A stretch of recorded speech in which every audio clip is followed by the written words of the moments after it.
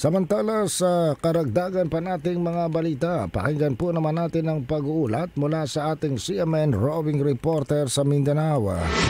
CNN Live Nation. Willie Boy Ramos, magandang araw sa iyo. Magandang araw din Ariel, magandang araw Pilipinas, mayong adlaw mga taga Mindanao.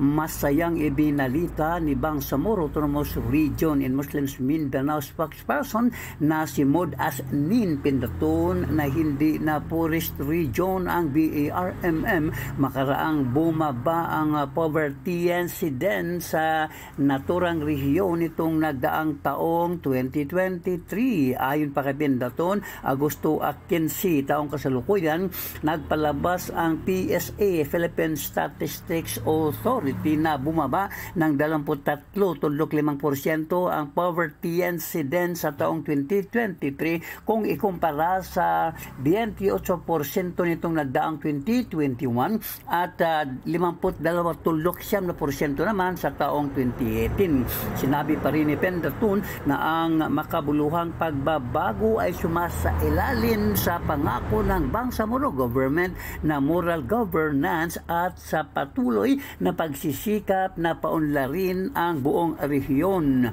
Samantala, pinayuhan naman ng Ministry of Social Services and Development BARMM ang mga persons with disability or ang PWD, mga senior citizens at mga buntis na gumawa na lamang ang mga ito ng authorization para i-claim ang tulong mula sa tabang Bangsamoro Convergence. Partikular na binanggit ng MSSD ang mga nasa Camp Belal sa Sitio Burabura, Barangay Munay, Lanao del Norte.